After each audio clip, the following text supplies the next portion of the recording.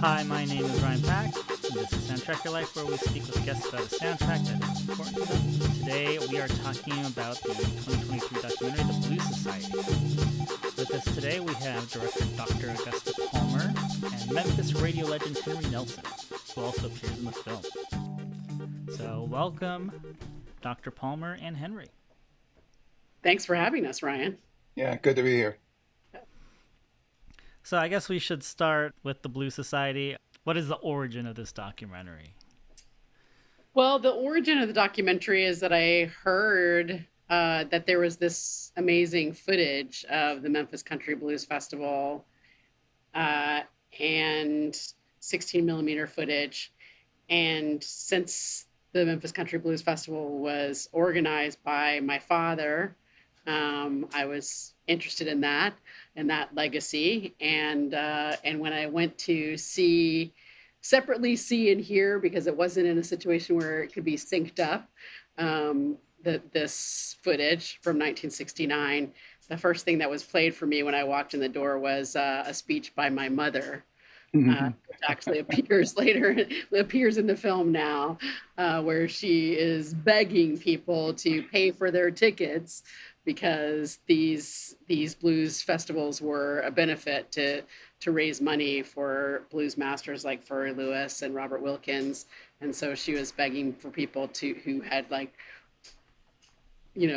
gone gate crashed and were not paying their $1 admission fee to pay so that it could be given to the musicians. And my father, Robert Palmer, was a scholar of blues and a music writer.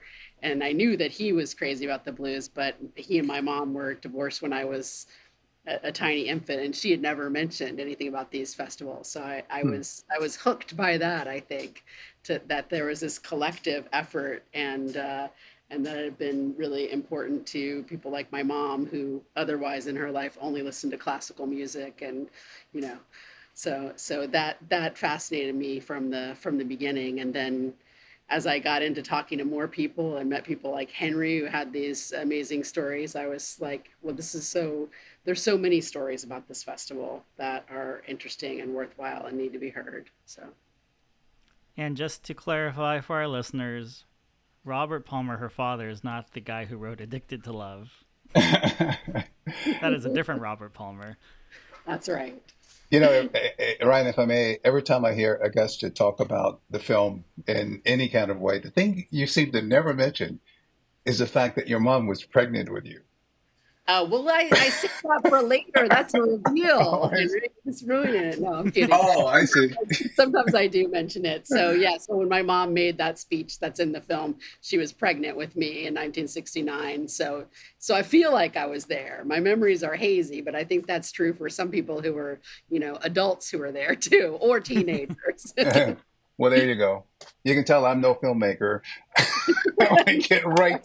It's only an hour. We need to cover everything. Yeah, I remember, I think you mentioned that in an interview I read where, you wish you had footage of your mom giving that speech or her taking the tickets, because then you could be like, see, I'm in the film. That's right. Yeah. That's right. I should have just animated that. I should have gotten the animator to do that. All right, I'll shut up and stop playing the host. Well, Henry, you are actually in the film, so Augusta can only be, technically behind the camera for this because we don't have the footage. But Henry, you are actually in this film. You are an attendee of the Blues Festival. Yeah. So how did you get kind of involved, and what did you kind of think about the idea when you heard that they were going to do a documentary? Well, I will tell you this. I was one of those people that her mom was yelling at in the film to pay $1. I was hanging out in a tree. I was 15. I didn't have any money. And I was. And I'm at Augusta. I forget the year, but I was serving with an organization called the Overton Shell, which is the band Shell, where the concert was actually held. And Augusta, I don't know, we were talking, what you probably remember the conversation. And she says, I said, yeah, I was here. I was 15 years old, running away from home. And she go, can I interview you? And I'm going, I don't remember anything. And she says, what'd you say? She said, if you, it said anyone who does remember anything wasn't there. Right. Which is something that Nancy Jeffries, who is another major subject in the film, and the only surviving core organizer of the Blues Festival, said to me early on. She was like, "If you remember the '60s, you weren't really there."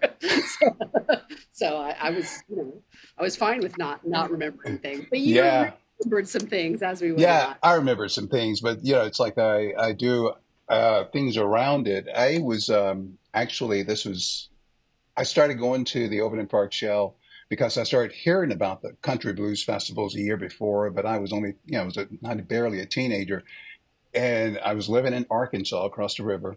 And when Augusta approached me to talk about this, I started thinking about, wow, yeah, I was here and I crossed the bridge on a bus. We walked a long way a lot to get to the Shell. And at that time, I knew Woodstock was coming up. And so for months, several months, I came to the park to look for a ride to Woodstock. And that was my story to Augusta, I think. and I never thought about it before until she said, I want to interview you. And I thought, oh, great. What do I remember? And that's about it. But I do remember hanging out at the Overton Park Shell a lot. And I saw some of the blues artists who did play there, which was not my primary purpose for being at the Shell. It was just where I felt like a group of people that I had met hung out, and that's what we did. We hung out in that park. But you ended up later on becoming close to Furry Lewis Oh, yes, and taking him to absolutely. radio shows that you were working on at Rhodes College, right? Yeah, so think I'm 15 then. So now I'm 19, and I've been hanging around these blues artists in Memphis for years. Big Sam Clark and Little Laura Duke and Furry Lewis, and just to talk about them and mention their names really is an honor because they were so dear to me. And I watched them play around town. I watched them play for nothing. In fact, Furry was one that we would go to his house and I actually, you take some whiskey and if you had a few dollars, you gave him a few dollars. And Furry actually started doing a blues show for us when on the radio station at the college, WLYX, that we had at Rhodes College, and Furry was would come up and do. We called it Blues on the Bluff, which is now an event in Memphis. And Furry would play, and we didn't have an elevator, and I used to actually pick Furry up and carry him up 2 stories of stairs because he only had one leg. But yeah, those artists are very, very dear to me, and they were never paid or given the honor that they should have, and that's what this film does. I'm not a blues scholar, but when I hear blues, I think of New Orleans and I think of Beale Street. So it was interesting to hear about. I mean, I Memphis has always been known as like a music city, but Hmm. I did not think of it as having such a huge part of uh, kind of the blues that we know now. Yeah. Well, the Yeah. blues that traveled from Memphis traveled to New Orleans. W.C. Handy was the father of that blues, and it traveled on the river to New Orleans. So New Orleans made up its own style of blues. And Chicago going the other direction. Right. Exactly. Memphis was the first stop for a lot of people coming out of the Delta in Mississippi, especially. They came to Memphis Hmm. and brought their music, and then from there it spread out and changed Which is every. why we call Memphis the capital of the Delta. Yes. I know that your father he was a musician and he wrote a very influential book on the blues. But I was listening to the the Rugged Angel cast, and you had mentioned that you were not really connected with your father until I think around 12. Yeah, that's when I first met him. I mean, I think he held me when I was a baby. There's a picture. I don't remember that either. But then he was gone pretty early on, and I didn't meet him until I was 12 and didn't really get to know him until I was about the age that Henry was when he went to the blues festival. So I was 15. But he was like Rufus Thomas, one of the world's oldest living teenagers.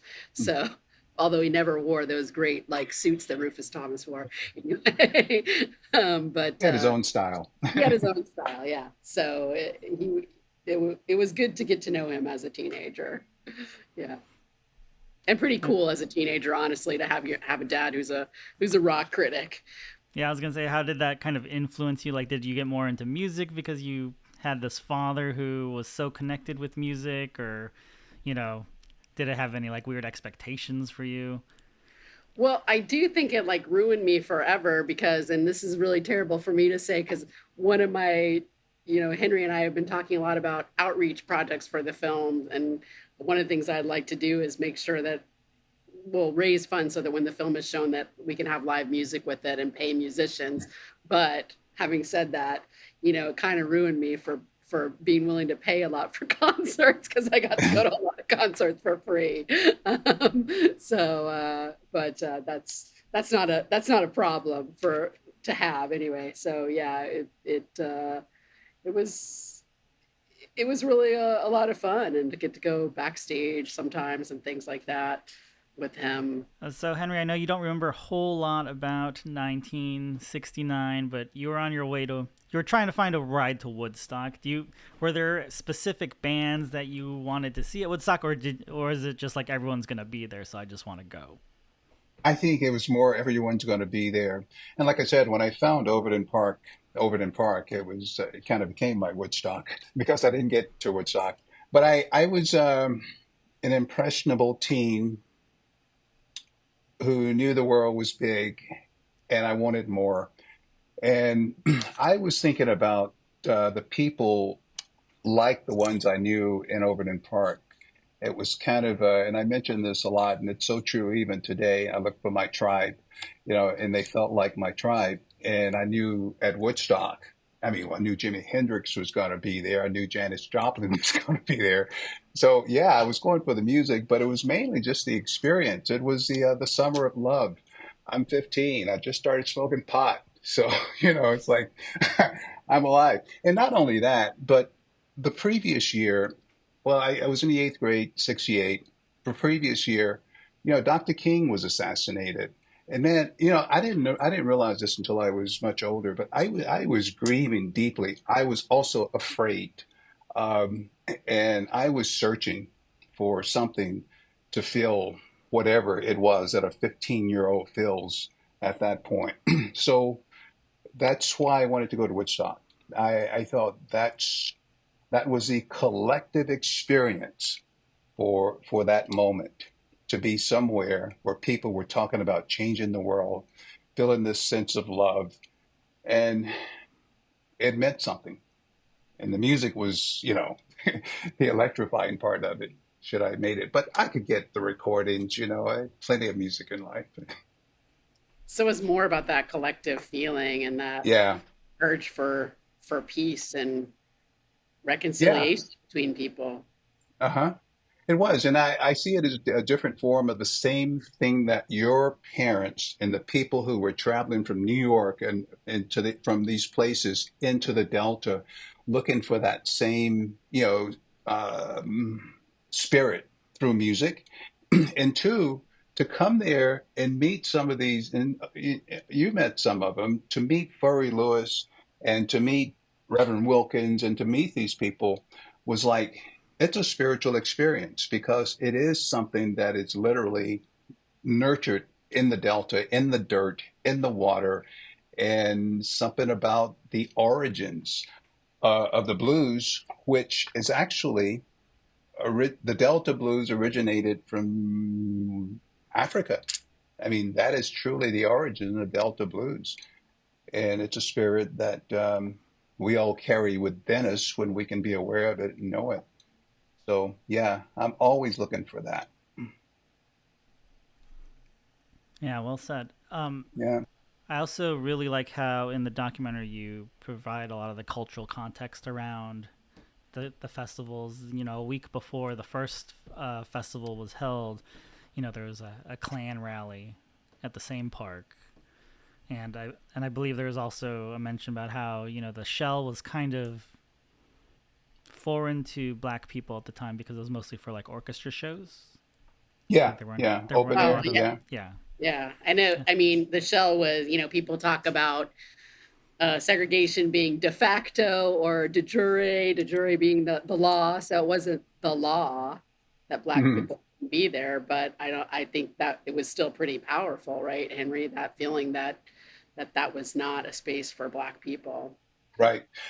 And that was the other reason, I mean, these things were going on, and there were people that my tribe recognized this, and there were people who were just, it was probably one of the first, actually the second protest event I've ever been, ever attended. I didn't go to the one that the Klan was there, but I knew that they had been there and that it was a big deal.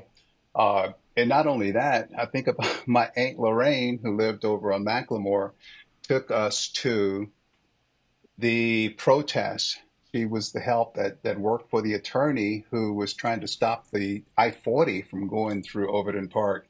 And so I was there too, and I didn't know why I was there, but I felt like, something was happening here, and my Aunt Lorraine was the only black person there, and there I was, and it was in that whole that same center, that's the same place where the park, the I-40 was blocked.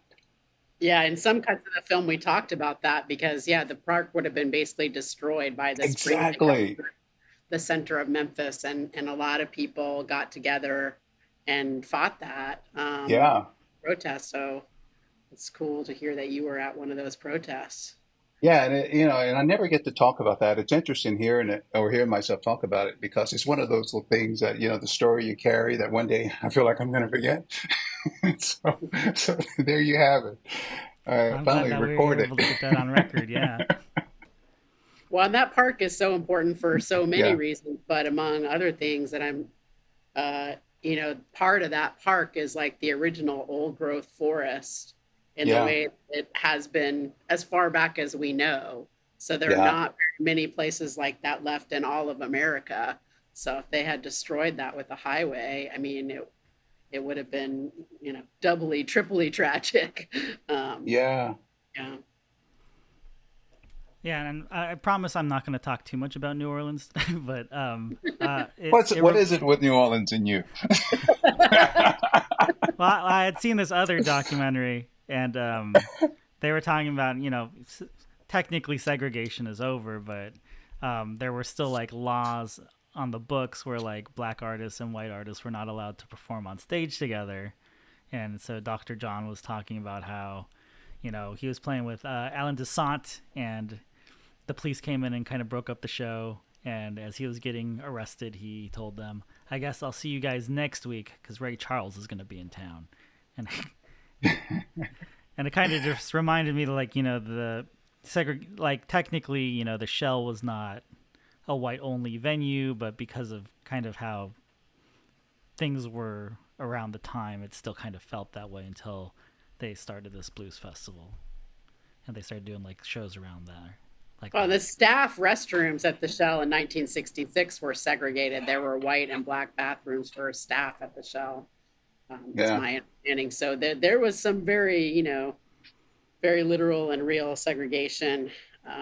Yeah, and once a week, the zoo, which is in the same park, was. I think this is like a great kind of story for how racism works. Once a week, it was open for black patrons, and they put a sign up that said "No whites allowed." But of course, the yeah. rest of the time, they never had a sign up that said "No blacks allowed" because they didn't want that to be the message that people took Oh, away. yeah, that makes sense. Yeah. So, So it tells you a lot. Well, not just the city of Memphis, but just the ambiguity around the whole situation of segregation and Memphis in particular. And in some places it was worse. That was a courtesy that the city yeah, was actually offering, which sounds really ridiculous. yeah, it does sound ridiculous at this point. The city actually passed ordinances after that Klan rally to not allow the Klan to meet in in public parks. So, but again, I think that I mean, maybe part of that's a courtesy, but I think it's also always been about business. It doesn't look good for business. Yeah. And that never ceased either. Actually, it was only 2000, was it 18, 19, maybe? Because not the daughters, but the Confederates, whoever the Confederate soldiers, the organization would actually hold rallies and what's called Nathan Bedford Forest Park. And Well, there's not a anymore, right? It has a new Yeah, not name. anymore. Exactly. But you think so from 69 to now, and here it is, this statue remains. And it all rises to the surface again, and finally the statue is gone. But the city did allow it, but yet it was stopped by, to me, the new generation of people who recognize this is way wrong today, you Yeah. know? So it hasn't. Those statues came down very recently in Memphis, Yeah, and there's still. I don't know. I feel like there's still people fighting that. Thankfully, it's happened, but yeah. Right. There's people that are mad about it for some reason. Yeah, of course. And I'm in Asheville, and when I moved here, they were taking down the obelisk for the statue of Vance, who was a Confederate general, and it's finally gone. All the legalities are over, and it's gone. But we're kind of getting away from the subject of the film, but nevertheless, that's what the film is all about, actually. Yeah, yeah, many the blues artists who were not paid for their art. yeah. I mean, that's definitely what's at the core of the Yeah, film. And also the film is about, even though there was a tremendous love, I think, between the white musicians who wanted to learn to play the blues and who were organizing these festivals and these black blues masters, like American society had been so separated, and nobody had even because it was so powerful and so prevalent, nobody had even uttered the words white privilege at that point. right. They were thinking about the fact that the white musicians, they could travel between spaces, between black spaces and white spaces, but that wasn't true for the musicians a lot of the time. Right. And so Ryan, when you watched the film, what questions did it raise for you? Obviously, like I learned a lot from the film, and then not having grown up in that era, it was very eye opening to kind of learn about how there was still so much racism and segregation at the time, and to hear the stories verbalized, and then to just kind of think about the kind of the erasure of blues being a black art form. I think was Hmm. a big thing for me. Especially because I think if you look at the like last 20 years of music, the two of the biggest rock artists are the White Stripes and the Black Keys, or Jack White and the Black Keys, both Yeah. very much blues influenced artists, but white men. Yeah, And so Yeah. you kind of see the same thing happening over and over again. And then Yes. to hear that story about the Rolling Stones not really kind of taking credit for Prodigal Son, and then kind of later making it kind of right. yeah, kind of right. Yeah, you know Yeah. making a gesture to make it look like they've made it right. I've heard those stories about how the Beatles and the Rolling Stones kind of took a lot of blues and black yeah, artists songs at the beginning of their careers and covered them, and that's kind of how they got sure. popular. Like, but to kind of hear a specific story, and it's very heartbreaking to hear about the them taking advantage of the situation for Yeah, sure. Yeah. yeah, exploitation, and that's it's kind of it's a good thing, and yet on the other hand, it's a matter of how compassionate and understanding an artist like Jack White or any of the artists who know where their craft originated yet don't give credit for it. That's something different. It'd be different if artists could actually, the Rolling Stones, for instance, Uh, I think it's the greatest compliment and also the greatest disrespect at the same time. If an artist is doing that, Eric Clapton has done a good job, I think, at recognizing where his craft came from. And there are artists that do. And you see, and it's not that way. You don't hinder an artist from actually making music and taking what's there and sharing it in their own style. But yeah, to give credit is part of the responsibility. To pay the artist is equally important, and that's what hasn't happened, unfortunately. Yeah, there hasn't been enough paid for Yeah, it sure. hasn't been enough. And I think in either respect, whether that's in respect or in terms of money for sure. And sometimes I think people thought respect and talking about love for artists was a substitute for payment, and I don't think that Right. that's true. Yeah. Yeah. You You can't take spend that at the the store. You can't buy milk with that or beer or whatever. exactly. Yeah, And critical to acclaim does not pay the bills. you have to think about the artist too, man. And it's still, and I say this because our inheritance as people of color is that you didn't get the inheritance that one should have as equal. Let's call it the 40 acres and a mule. And so you're already starting, from scratch. And I think about, Roosevelt Jameson. So I do. Roosevelt, yeah, Roosevelt wrote the song, "That's How Strong My Love Is," and the Rolling Stones did it. And, and Roosevelt lived modestly, but, they, they paid him for that song, and he sold that song. James Carr, many of the artists sold the rights to their songs because they needed the money. And it was talk about exploitation and taken advantage of because of the situation. So even when people got paid, they got paid pennies on the dollar of what they should have been, Exactly. Right. and and you know didn't, again, that idea of like systemic racism and the power dynamic that like somebody comes to you and says, oh, we're going to pay you royalties. That's a very difficult thing in that situation to say, well, I'd like a little more. Right. In that power dynamic, mainly what people were saying is, okay, I'll Yeah. take that. So Hey, it's. I'm sorry, Gus. Go ahead. Sorry. Oh, I was just going to say that the film won this award at the Oxford Film Festival in Oxford, Mississippi, and that the jury statement says there's a fine line between appreciation and appropriation, and I do think that that's Yeah. true.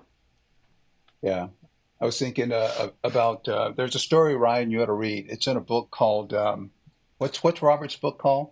Rent Party. Oh, Memphis Yeah, Rent Party, Robert Memphis, Gordon. Memphis Rent Party. But you ought to read the story about Robert Johnson. Okay. You want to understand appropriation and not getting paid. That's an interesting story. And I Yeah. think you can take that story and really it could be a narrative for what this film, the foundation of what this film is all about in regards to the artists that are in it and the people that actually, if it wasn't for, tell you the truth, a lot of the blues to me has been preserved by white people. Augusta, would you agree?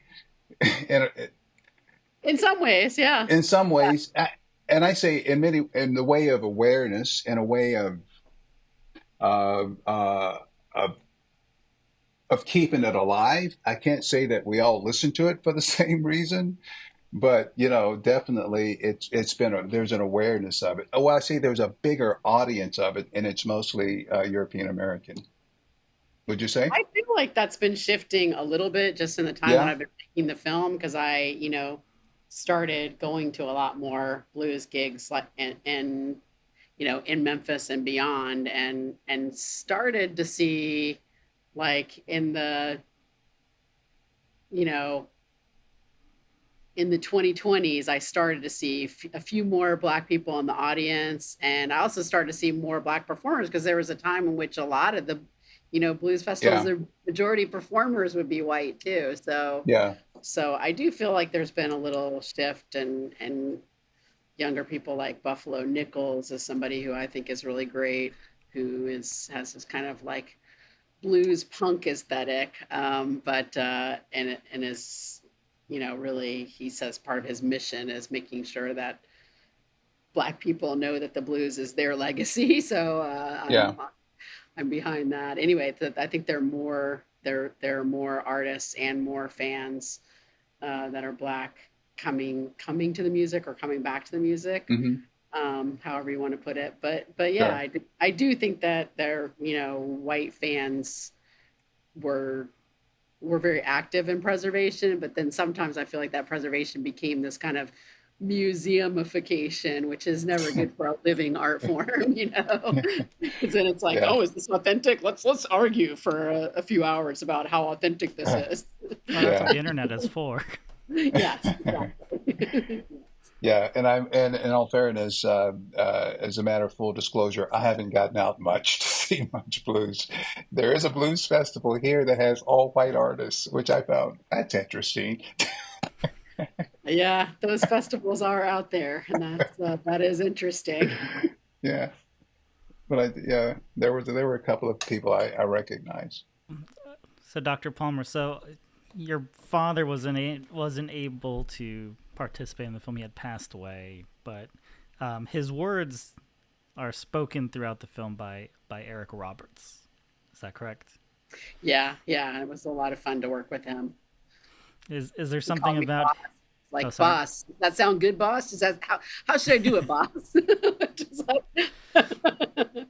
I don't think anyone ever has ever called me boss like that, actually. So yeah, it was fun to have it be Eric Roberts. But what were you going to ask about? Is there something about his voice, or why did you settle on Eric Roberts as the voice of your Um, father for this film?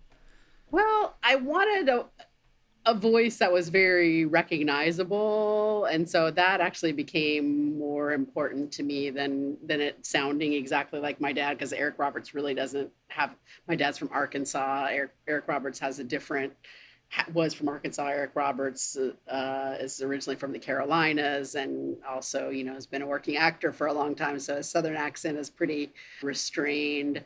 But he also does have this like rebellious spirit, Eric Roberts, that brought a lot to him reading that part. So I thought it was really great to have him. Yeah, so that's why he got it, and he was willing to do it, and that was a real honor for us to have him participate. And so at the end of the film, it is there's clips from kind of like the new Memphis Blues Festival from 2016. When did you kind of catch wind that they were going to bring it back, and what were your thoughts on that? Well, Henry and I have a little bit to do with that, I think, or maybe a I lot to think do so. with it. I'm not So sure there, how much. a How did little that bit. happen? How did that happen? I Well, forgot. in 2016, I was starting to fundraise for the film, and it started shooting, and I was lucky enough to together with Robert Gordon, who's a great Memphis historian and writer, to kind of put together a panel discussion of people who had participated in the blues festivals and show some footage from Channel 13 in New York that had been shot in the 1969 blues festivals. And I think that these two cousins from Memphis, Rick and Stephen Whitney, Yeah. I think that Stephen was already kind of had been interested in the blues festivals and been researching them a little bit. And Rick is a music promoter among many other things, and manages Christone Kingfish Ingram. And they thought like we should bring this blues festival back. And so then the next year, they working with the Overton Shell, they did that. But I from them, I understand that coming to that event was definitely a big deal for them, and I was really excited Mm. to meet them there. And Rick has been a real booster and consulting producer on the film, because he also has some Hollywood connections. He like ran VOD departments for big studios for a while. So yeah, that was part of encouraging them to do that. I think the Shell had long been interested in kind of reviving the event too, but but with Rick Whitney behind it, I think that was a big selling point. And I definitely remember when they were talking about doing it in 2017. Maybe it was already in their mind, so I'm not going to take credit, but I said, you have to get John Hmm. Wilkins to play. Yeah. Absolutely. Not a question, because I had already interviewed him and knew that he hadn't played there, and he had just was retiring from being the groundskeeper and Yeah. supervisor there. So I thought it was so important to have him come and play. So yeah, that's part of how that came about, and it's still going on. This fall, it's October 12th at the Overton Park Band Shell, and it'll be the North Mississippi All Stars, which features Really. Yeah. Luther and Cody Dickinson, who are the sons of Jim Dickinson, who you might remember in the film talking about his $60 session check and Bill Barr's giant ball of hash, and how that financed the first Memphis Country Blues Festival. So that's their dad. So they're playing, and Ruthie Foster, who's a really brilliant blues musician, is also playing. So it's been really exciting to see that continuing on. Yeah. And after, if you don't know who Jim Dickinson is, you must find out about him too. I like using one of Jim's lines.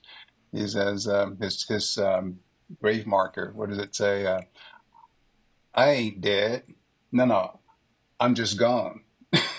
I'm not dead. I'm just gone. But thanks for telling me that story. I never knew about Rick and get his cousin's name going to that Steven. event. Yeah, Stephen, I never knew about that, but I was with the Shell at that time in 2017, and I was Oh so yeah. excited about bringing this festival back because it brought back that memory of being there, and I never knew about the footage that was, or until I met you, I think. But I Hmm. thought, wow, 69, what's so unusual about that? And then I heard about the footage that was out there about the film, and I thought this is providential. Who knew? But I was really excited, and it's nice to know that it's still going on as well. Yeah. Yeah, Yeah. Yeah, it was very cool. I was not expecting that, and to see the performance at the end, it was a nice kind of brought things full circle. But then there was the sad note at the end that he had passed Yeah. away. Yes, yeah, it's super sweet that he passed away of COVID. Speaking to continuing inequality and racism in our society. yeah, Um, but the bright note that I have to say there is that his legacy continues, and his daughters have a band called the Wilkins Sisters Band that is just really incredible. They played in Memphis right after, as part of the Indie Memphis Film Festival, where the film made its debut right after my film showed. So they are incredible and put on a great show.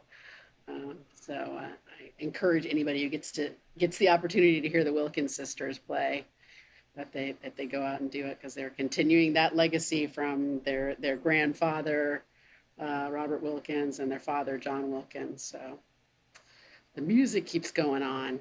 yeah, Yeah, the film is, I think, very realistic in portraying that. It's not a downer of a film. Like but it's very bittersweet. There's a but you don't gloss over the details of how these people have been wronged in different ways. And I think I read also that Mike Vernon, who was the engineer uh, whose house did he go to? Did he go to Joe Callicott's house, yeah, Joe Mike, Callicott's house? And then I think Joe Callicott passed away like a year later because like he died of yeah, pneumonia. yeah, in 1969. So in early 1969. So it's even, Mike Vernon, who is also the head of Blue Horizon Records, and is still out there, and has his own blues band in Spain now. hmm, Anyway, he loved meeting Joe Callicott, but I think there's also this kind of like romantic projection of some of these people who came from afar on this guy living in kind of a tar paper shack, and that's not so hmm, warm in the winter. yeah, Um, it might look bucolic and be a cool place to visit for a while, but the conditions of living would not have been very comfortable, and certainly I think in the end that contributed to him getting very sick when it was a cold winter. So I know that the film is on streaming now. That's how I watched it, and I know Hmm. that you've done the festival circuit. So what's kind of next for the Blues Society?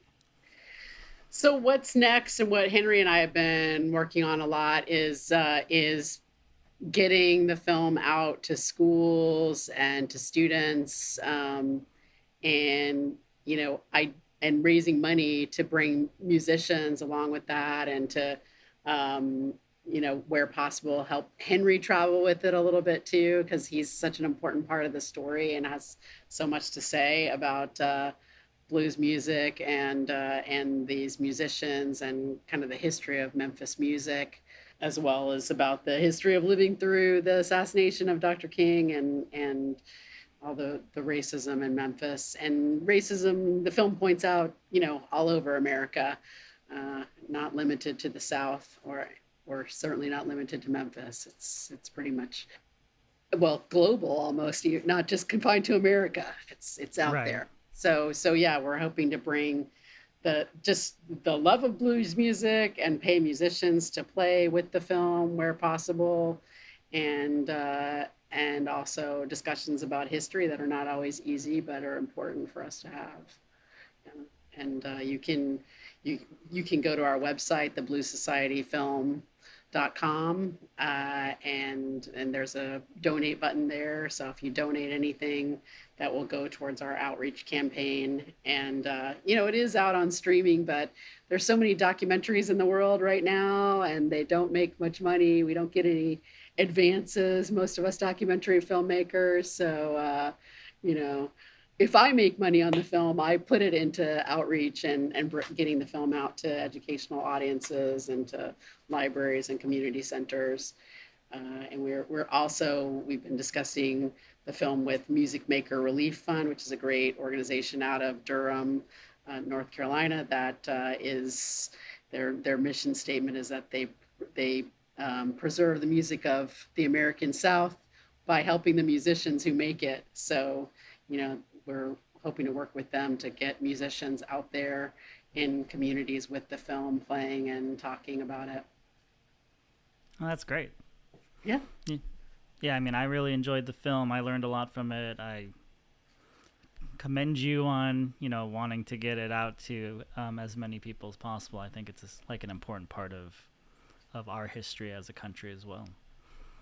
It's also just unforgettable music, which we haven't talked about as much.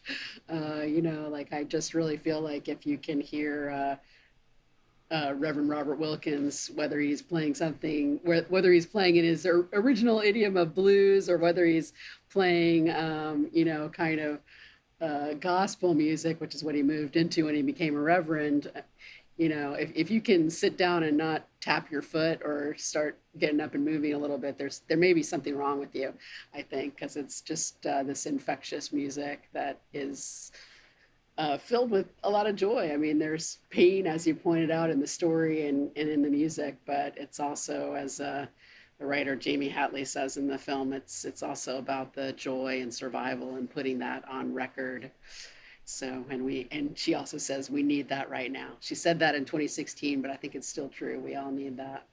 Yeah, and when I heard that in the film, it's about documenting that joy, and I never really thought of it that way, and that was such a beautiful and eloquent thing to say. Yeah, she's a brilliant writer and now a filmmaker as well. So I was lucky to get her to talk about what she thought of this event in Memphis in the '60s. Yeah, and I liked hearing her, kind of journey with blues, where she kind of wanted to distance herself from it, and then kind of embracing it and kind of learning about how it's part of her in general. Yeah, yeah, and I mean, I think we all can relate to what we grow up with sometimes. Then we want to be separate from it because we don't want to be just collapsed with that, and have everyone decide that's what we're all about, is what our family's about or what our tradition's about. And especially with the blues, she talks about feeling like it was poor and it was sad, and she didn't want to be poor or sad. Understandably, none of us do, right? So yeah, I like that the film kind of goes through the arc that she became a lover of the blues over time because Yeah. she understood that joyful part and that the survival, the strength and resilience. So, will the film be hitting any more festivals in the next couple of months? We don't have any on the books. I think that probably the Woods Hole Festival in Massachusetts was our last American festival. We're hoping to do some international festivals, but I can't reveal anything yet about Okay. what's coming with that. But yeah, hoping to do some international festivals and get it out in schools and libraries and things like that. So if you're interested in the film, you can also email us through the website and see if we can bring a screening to you. And we would love to bring it to people who want to hear about the music and see the film. Yeah, and like I said, it's a beautiful film. I was able to catch it on Amazon. I'm sure it is everywhere else that you can rent a film as well. Thank you so much for your time, Dr. Palmer. Thanks. So nice to meet you, Ryan. Yeah, it was great to Love your meet you. shirt. I only now can really see it, but Oh, it looks it great. says this Yeah. could be us, but you're playing. It's very nice. All right. Take care.